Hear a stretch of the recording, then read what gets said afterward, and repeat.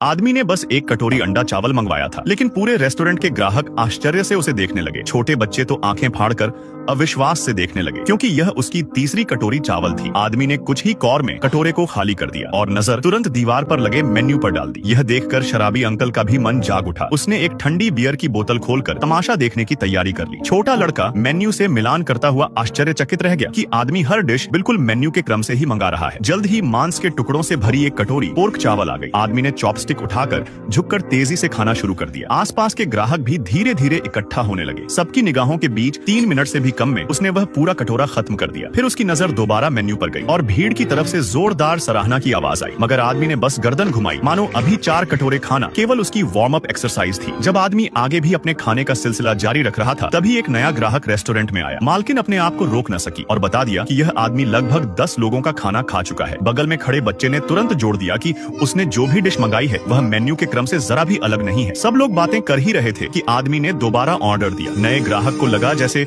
उसने कोई बड़ी खबर सुन ली हो। वह तुरंत बाहर भागकर सबको बताने लगा। थोड़ी ही देर में पूरी गली के पड़ोसी भी यहाँ आ गए और आदमी को चारों ओर से घेर लिया। सब उसकी आश्चर्यजनक भूख का नजारा देखना चाहते थे। जल्दी ही एक गर्मा गर्म रेमन की कटोरी सामने आई। यह उसकी 13वीं कटोरी थी। लोग दंग रह गए, लेकिन जैसे ही आदमी ने चॉपस्टिक उठाई, अचानक उसका हाथ रुक गया। सबको लगा शायद वह अब और नहीं खा पाएगा, लेकिन आदमी ने बस इत्मीनान से अपना चश्मा उतारा और जेब में रख लिया। मालकिन की बात सुनकर सबको समझ आया। किचन का मालिक और भी जोश में आ गया और बिना उसके ऑर्डर दिए ही अगली डिश की तैयारी में जुट गया। उसने ठान लिया था कि वह अपनी पूरी कला दिखाएगा। रेस्टोरेंट में भीड़ देखकर पुलिस भी आ गई और उसने पूछा, मामला क्या है? कुछ लोग जो अभी अभी आए थे वे नहीं जानते थे, तो शुरुआत से देख रहे नौजवान ने बताया कि आदमी ने पहली कटोरी 1:30 बजे के आसपास मंगाई थी और फिर मेन्यू के क्रम से एक एक डिश मंगाकर 3 मिनट से भी कम में खत्म करता गया। सबने हैरत से सांस खींची और अब आदमी 18वीं डिश चाउमीन खा रहा था। उसने जल्द ही चाउमीन खत्म कर दिया और मेन्यू पर 19वीं डिश की तरफ देखा। मालिक तुरंत उठकर तैयारी करने लगा। अब केवल 2 डिशें बची थी। आदमी ने लगातार 18 डिश खा ली थी और सब हैरान थे, लेकिन उसने फिर